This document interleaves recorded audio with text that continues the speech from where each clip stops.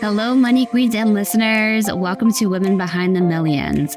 Let's meet the women behind the millionaires, the women supporting, guiding, celebrating women with their wealth. You will hear from women millionaires, how they got there, what they wish they had known, what got them to be a millionaire, the emotional side, the spiritual side, the practical side of wealth. You'll also get to meet the women behind the scenes helping make it happen. Let's dive into Women Behind the Millions. I am Jessica Weaver, your host, best-selling author of 3 books, wealth advisor, and founder of the Women's Wealth Boutique. Let's start meeting the women.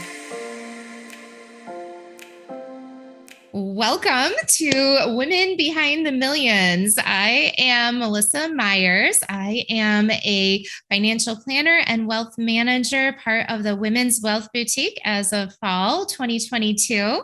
And my office is the Melissa Myers Group. We specialize in working with pharmacists in their financial planning, investment, insurance, and lifestyle planning needs. And it is my honor to have Dr. Trish Francetich with us today, and we will get into the nitty-gritty of what she does and how she serves her clients, and why I was especially excited to have her on the show today. Dr. Trish earned her PharmD, which is a doctor in pharmacy, from Mercer University. And prior to that, she studied both biochemistry and psychology at the University of Georgia. She has been a full-time pharmacist in Atlanta for over 20 years. Earning her PharmD wasn't the end of her education. She holds multiple licenses and certifications, including the Genetics 3x4 Blueprint certification. She is a certified hypnotherapist, very cool. And this past August, she became certified as a RTT, which is a rapid transformational therapy practitioner. Yeah. Dr. Trish is breaking barriers and stepping outside the traditional box of pharmacy. She founded Rise and Thrive Wellness in 2021, bringing together her decades of experience, expertise, and education, along with her passion for making an impact on the world. She serves pharmacists, healthcare professionals, and healers, and she helps to empower them to step into their vision, adopt the leadership that lies inside of them, and become impact makers. And today we're going to touch on a variety of topics, including how she serves her clients with radical self-care training, stress management, and reinventing yourself at any age. Dr. Fran, I did it. There we go. Okay. Authentic. Trish, please tell us more about your story and what the events are that put you on this journey.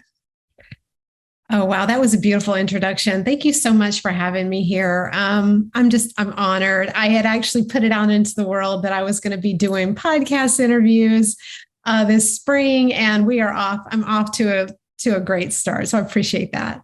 You're welcome. So yeah, I spent 20 years as a pharmacist in the big box retail chain. And, I was so not aligned with that for so long. And I was just really doing what I knew I needed to do. I mean, I had student loan debt, and I just didn't see any other way out other than that. And so I just tried to make the most of it and grin and bear it and do all that. And then I turned 50. It's kind of a watershed moment, isn't it?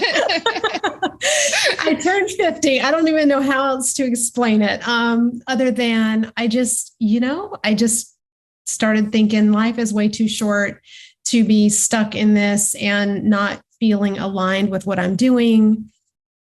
And I just decided I needed a change. So, So anyway, fast forward to today, I started my business. I didn't necessarily get it off and going like, businesses do, right away. So I was trying to figure out why I was stuck, making that transition. Well, turns out, I stopped beating myself up about it. It's like, you had this identity for 20 years as a pharmacist, and you can't just like overnight expect to start a business and have clients and all of that. So I actually wanted to speed up the process. So I looked into rapid transformational therapy, and I I found a therapist, and I did that, and I figured out I was suffering from imposter syndrome and all this other stuff. And it really got me on the path of just discovering myself and my purpose and what I want to do, what I want to bring to the world. And I decided I wanted to study rapid transformational therapy. And I wanted to introduce that to other people. But, it's really, I'm figuring out as a stepping stone for me. It's just another tool in my tool belt. Yes. I've learned other things. So it's just one thing that I offer my clients in my coaching practice. But so a lot of who I help are other pharmacists or healthcare professionals, healers, if you will, who have been in that mode for a long time as healers, and it's time to heal themselves. It's time to heal and really step into themselves and what they're here to do, make a bigger impact. And so I help them find clarity and purpose. And I do that with rapid transformational therapy. For those of us who don't know a lot about the RTT world, can you give us a little bit more detail on what that is? Absolutely. So rapid transformational therapy was created by UK therapist Marissa Peer. 30 years she put into this. It's an award-winning therapy. It combines talk therapy. It combines, which is cognitive behavioral therapy, hypnotherapy, which is what it's based in. And we have a session. The session is about an hour and a half in length. It usually takes 1 to 3 sessions to resolve most issues. Of course, sometimes it can be like peeling back layers, especially like it helps with weight loss. It helps with anything from like smoking cessation, building confidence, weight loss, insomnia, pain, all kinds of things that it can help with. And so for me, it was just me sabotaging myself and, learning how to get out of my own way. So it's basically an hour and a half to 2 hour long session. And it involves regression therapy, but you're completely aware the whole time. We're basically going back to maybe a root cause of why you're experiencing what it is you're experiencing. We reframe it. I give you a hypnosis to listen to for about 30 days. And then I also implement coaching within that 30-day time period. And you can work with me for 30 days, 60 or 90, depending on the issue and what we're trying to tackle. What's your most favorite thing to tackle with your clients? Probably the whole purpose. Like, what's my purpose? I get that all the time. And it's really fun diving in because I use other tools too, human design and Enneagram. And we do all kinds of things. We just dive deep. And really, I just meet my clients where they're at. I mean, maybe they don't need all that. It's really personalized. I like anxiety too, because I've experienced anxiety in the past. And when we can get beyond like what anxiety truly is, it's living in the past and in the future and just tapping into the present moment, learning how to do that and calm that stress response is key to overcoming anxiety because it can be done and it's amazing. And so I get more results with that than better results than anything else. And you are smiling and beaming. I can tell that you love it. I love it. I love it. What are some of your favorite client success stories? Well, that would be, I would say, an anxiety story comes to mind. Someone who, a fellow pharmacist who had actually had panic attacks even for years. And while she was able to, she was taking Celexa, she was taking medication for it for years. She took herself off of it and was just doing, taking CBD oil and doing other things to help. But she came to me and within, I guess it was probably maybe about 6 weeks, she was completely off the CBD oil and she knew how to manage her anxiety, hasn't had a panic attack. Of course, the panic attacks were kind of few and far between anyway, but she had some amazing results with the with the coaching and the rapid transformational therapy. That's got to be so rewarding. Definitely. So are you still working in a normal retail setting or 9 to 5, or how do you balance and manage your own stress when it comes to your career and serving others? Yeah. So my favorite thing. So, okay, to answer your question, I am still employed, but I have had to take a medical leave of absence. I had some surgery on my ankles. So I've been out of that setting, which has allowed me to really focus on my business, growing my business last few months. And to answer your question, I haven't been having to do it so much, managing my stress, but I'd have to say meditation is a big part of that. Getting out in nature. I live on 8 acres of wooded land. I get out every day and, take a walk. That's my favorite thing to do. But non-negotiables are doing a meditation or a hypnosis in the morning and the evening. And that's also, I consider it my time to really connect with my source in the universe, Yeah. That's how I manage it. I always feel like nature is my spiritual conduit, like my path. And I can't explain it, but there's this one set of trees along the highway that whenever I'm by them, I just feel like I'm in a different zone.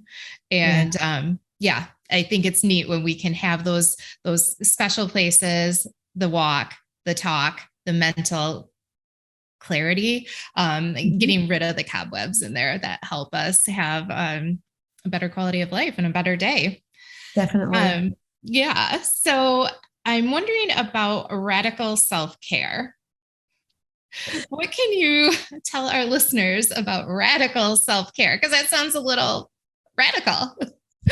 Radical self-care is radical. And okay. Basically, I did a post on this recently because it's basically intentionally taking care of yourself on all levels: physical, emotional, mental, and spiritual. And so what does that look like? That sounds kind of vague, but in a way that really prioritizes your personal well-being and your healing.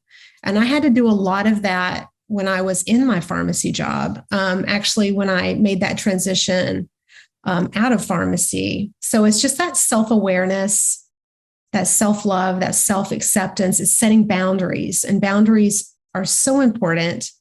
I like to say in setting boundaries, you have to create your boundary, you have to state it, and you have to maintain it. And that's, I got that from someone, but I stick to it all the time. But yeah, setting those boundaries. So radical self-care, it's just this powerful response to stress, or this reaction to stress that just helps us restore that balance and that resilience. With practice, is it something that becomes a natural response, or is it always something that you have to be intentional with? I think you have to be intentional with it. And it doesn't, it's not something that you have to, you really have to incorporate it into your daily routine. Like with the boundaries, it's not something you can just start and then stop. You have to constantly stay. It's constantly working on it.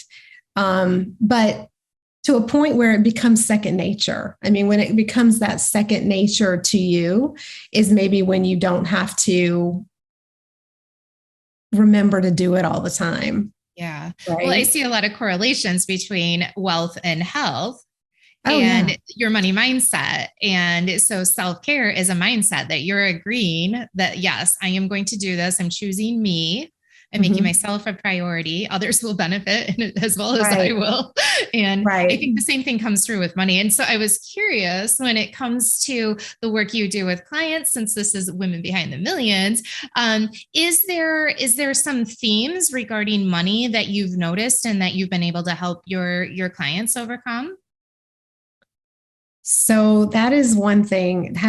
We all have our money stories, right? Yeah. And so I've actually helped a lot of people that have come to me, several clients who have blocks with, they feel like they're just stuck, like in getting to the bottom of that. Like, I know let me just tell you my own money story. So, oh my gosh, I had student loan debt. Part of why I got out of my job as a pharmacist, because I felt like there was that upper limit, right? Like I can only do so much in my pharmacy job. But I found out through just some own RTT and other things and journaling and all the things, really getting in touch with like my own money story and why I felt stuck where I couldn't make more. And I had so much shame and guilt over money that I didn't even realize I had. In fact, I listened to the first episode of this podcast, and Jessica was talking about when she was younger with her mom.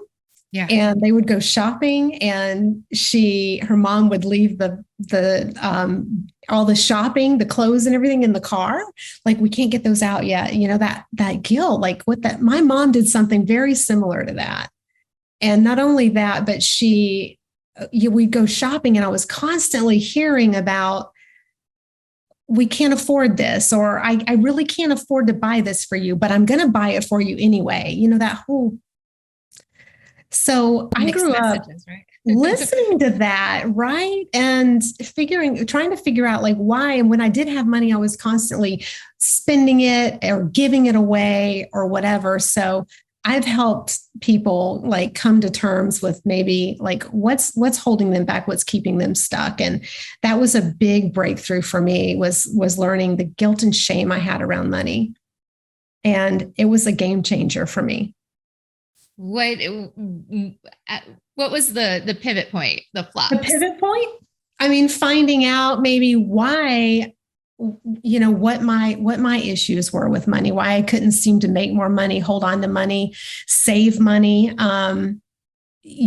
Was that indeed was all the things that I had grown up, all those thoughts about money, like money's hard to come by.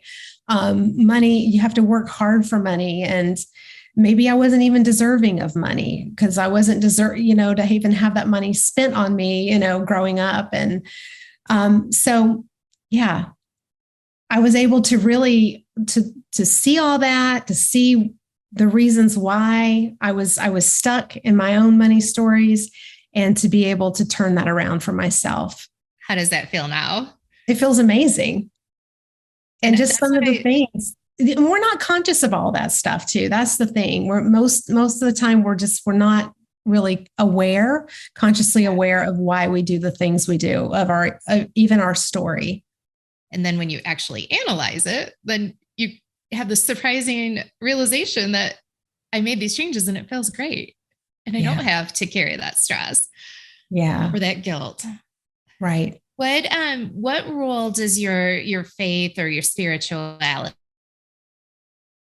play in the work you do and the results that you yourself have experienced when it comes to your pivot and reinvention of yourself? My spirituality? Mm-hmm. You kind of went out there for a second. Sorry. So I think spirituality can provide a deeper sense of purpose and meaning in what we do. And it is definitely reflected in the work that I do. I mean, it's a part of my work. I can't even separate the two, right? Everything's interwoven. Yeah, definitely. Because what I do, it addresses the whole person. It's very much a holistic approach to well-being. It's that mental, spiritual, and at one time I was going to be doing functional medicine. I went and I learned about functional medicine. I was going to be transitioning into that. I thought that would be a logical step to transition from pharmacy to my own business, but it just didn't click to me. So I have this foundational knowledge about health and wellness, and it comes over in my coaching too. I guess, a little bit about what makes my coaching method unique, because I look at the whole person. And I'm able to do that because of my training. What else? But I think it just it helps because I'm deeply empathetic, with what my clients are going through. They're mostly healthcare professionals too. So I've been there, I know. And even if they're not, they're usually healers at heart. Those are the kind of people I attract. I think we put that energy out into the world, and that's who we attract into our world. So yeah, it's all about what I do. As I was reading and getting to know you, Yeah. It just really occurred to me how similar the work that you do is with the work that we do in the Women's Wealth Boutique. Yeah. You state clarity, you state empowerment, you state getting out of your own way, understanding what your blocks are and moving past those. And I just think it's really neat how we can be in different professions, different lines of work, but we're really focused on the same end result, which is getting quality of life for our clients. Yeah. And I think it's like, we could just take out, pharmacy or finance, we could interchange them, and the results with the type of work that you've done and that you're pivoting toward or into is just really neat. My story is kind of similar. I identified gaps in financial services, and that's what led to having books and having courses and doing coaching, not just getting clients who could buy an investment. And I think that you're very much in alignment with that. And I just think it's neat that we can find these opportunities to connect and build friendships and relationships out of it. I agree. And I think, like I was saying earlier, I listened to one of the podcasts, because I got to say, we hang out with our people, so like mine are healthcare professionals. But when I listened to Jessica's podcast, or this podcast, the first episode, I was thinking, wow, there are so many similarities. And I'm thinking, these are my people too. Like, I can totally talk. We can get into a little, energy and spirituality and all those things. And yeah, we all do, I believe, have the same goals and the same ideas. Yeah. Sure. And you mentioned that, once you know who your people are, you start to attract more of them, and you know what feels good and where you get results. And we can have results just with our friendships. We can have results with our family. We can have results professionally with our clients. And I just love the fact that you didn't let your education of getting your PharmD be the end of the road. You didn't let that define you, and you kept pursuing more education. You in going in trying to find out about functional medicine, and if that was a fit for you, and you decided it wasn't. But I bet there were some things that you learned in that process, or contacts, relationships that you made, that now you're still able to maintain and incorporate. And everything's a building block. It is. And, I was just having this discussion with someone the other day, and it's kind of like, sometimes we get, I'm curious. I've always been curious. I've been a curious person all my life. And I go down rabbit holes sometimes with the curiosity. But I feel like, sometimes we get breadcrumbs, and just following the breadcrumbs, I feel like those are like the stepping stones, right? I feel like pharmacy was a stepping stone, and then the RTT, and then now I'm looking at this positive intelligence coaching. I'm going through that right now, and we can talk more about that too. But I just feel like there's something more even. Yeah. There's something more, and I'm just constantly learning. I think we have to do that. I think that's going to be something that I do until it's over. Yeah. Well, there's seasons, right? We ramp up, we live and experience where we're at. And then sometimes you have to go into fall and winter and regroup and figure out what's next and spring into it. And I think that's a really neat way of approaching things, through curiosity. A lot of times I've found that in our world, having a casual conversation, people finding out what I do, they'll be like, oh, I can't come talk to you yet because I don't have my money in order. And I'm like, no, that's exactly why you can come talk to me now. And just let's have a conversation out of curiosity and see where it goes from there. You're not committed. We're not getting married. So do you have similar experiences, and maybe we can shortcut people delaying what they could get in the long run if they just worked with you now? Yeah, because I'm the person that they come to after they've tried everything else. Like, that's all I ever hear. I've tried. You're the last resort. I've tried everything. And now I just want to see if, like, this can help me. And usually this is the thing that helps. So, because how do they end up finding you after going through all of those things? What keeps them from finding you first? Well, I don't know. I think it's that we have this idea of the steps in which we need to, take. And I think it's based on society. I think it's what society tells us in our culture, that we need to go to a primary care doctor first and foremost. That's the first step. And then, or maybe a counselor. And that's great. That's fine. I have nothing against any of those. But I think, a lot of times when we go to the primary care doctor, sometimes they just kind of put a Band-Aid on it and send you on your way. And I really take time to get to know my clients, and, we dive really deep. And a lot of times it's something subconscious anyway, that nobody else is even going to get to that. Right. I mean, you're just not going to even get it if you're going to just a typical coach. So I'm sorry, I feel like I digress, but that's, people come to me as a last resort, and I feel like it should be the very first thing they do.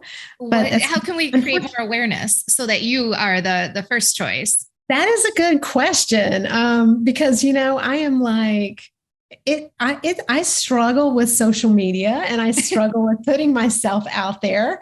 And it's something I challenged myself last month to do more of, so that to make myself more visible, and to make, maybe what I do more visible. Maybe if it's not me, it's somebody else. Go to somebody else that offers the same types of services as me. Yeah. You're putting goodness into the world by fostering Exactly. So, but yeah, I do, this is something I do believe in. It worked for me, and I don't know, I'm going to do better.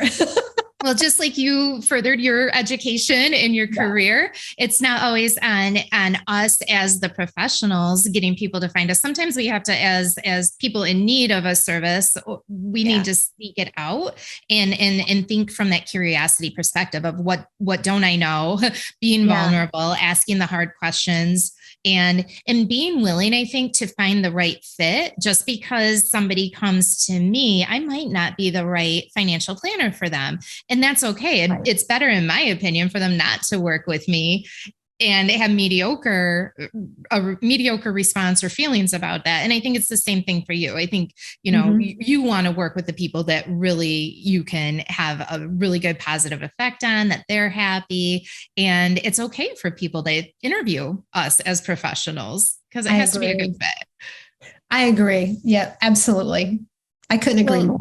You talked a little bit about the positive intelligence, and that we could come back to that. Can you go into more detail about what positive intelligence is?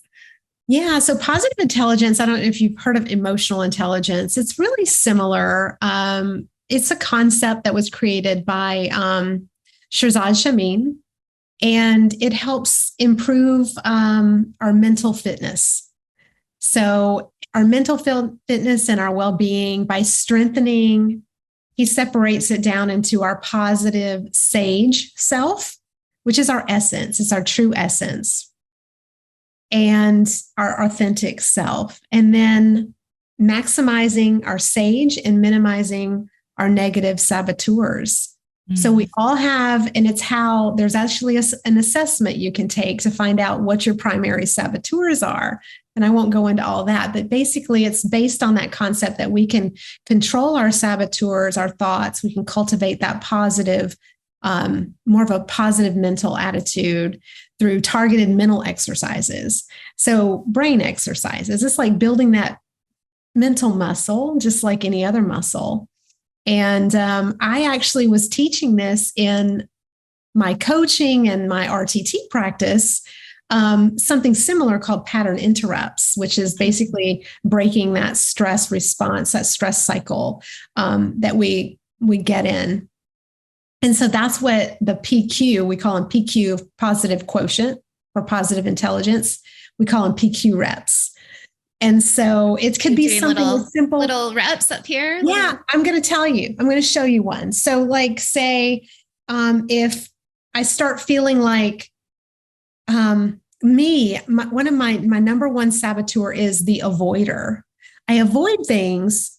So I put things off sometimes. I procrastinate with things I don't want to deal with, right? And it's not a conscious thing, but you bring it to your conscious awareness. And anytime, like say I'm sitting here and I don't want to do my taxes. I don't want to do my taxes. I'm going to do everything to avoid doing my taxes.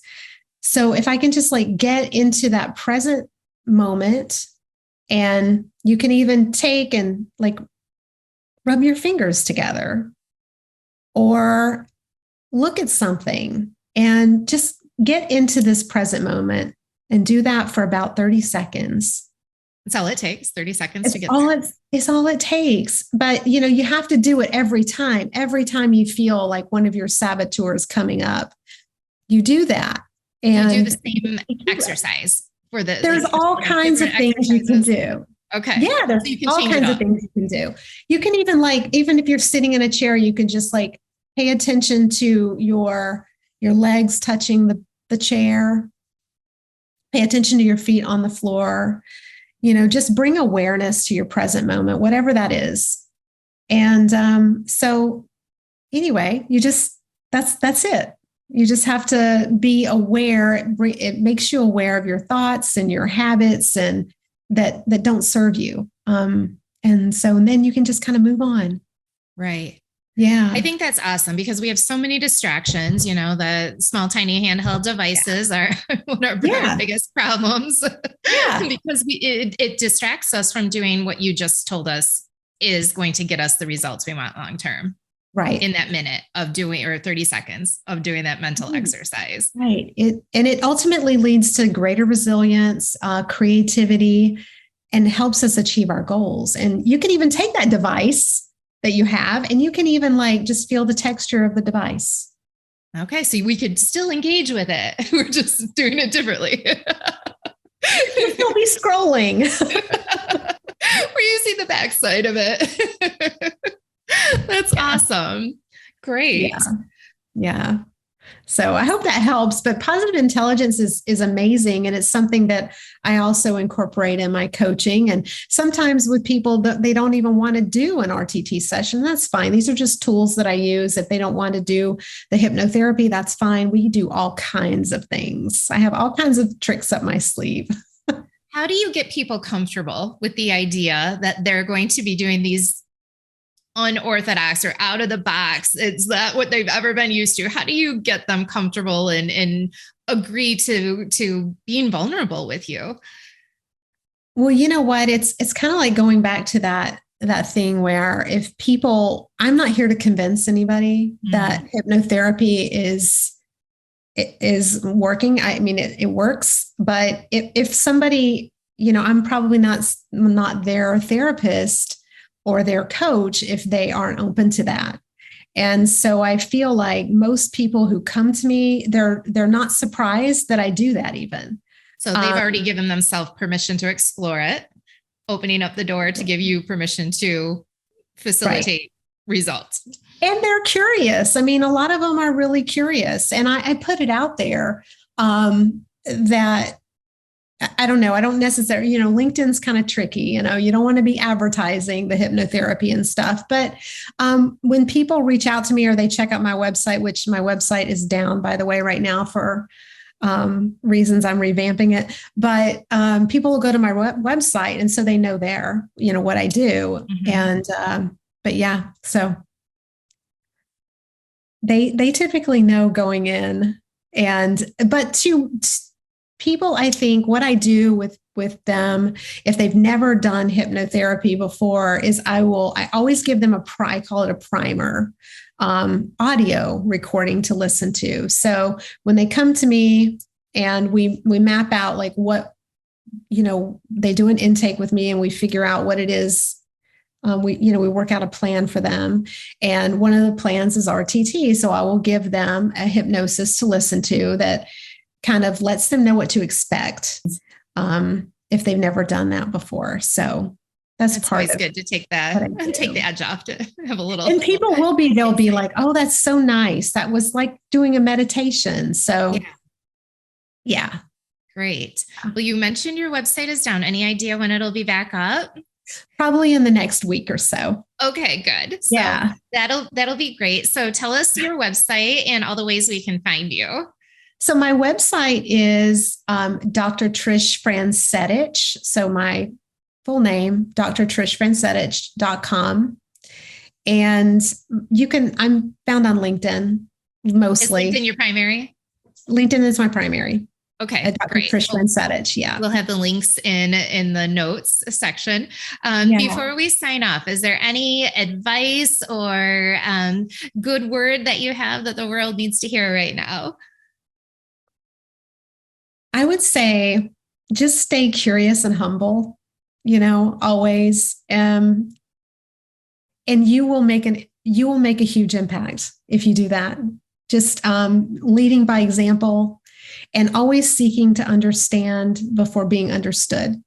Those are my big things. And that you are the source of your own happiness. And I think when your own happiness, joy, and abundance. So when we're talking about wealth, you are the source. So when you realize that, your world will just open up. We need more messages like that because the world doesn't hear that all the time. But once we do and we tap into it, amazing things really do happen. Just like you asking to be on podcast and me happening to see it. And now here we are. So I applaud you for putting yourself out there and making yourself available to all of our listeners, and look forward to future conversations. I appreciate that. I look forward to it too. Thank you so much for the opportunity. You're very welcome. Thanks for being here. And we'll look forward to having you back.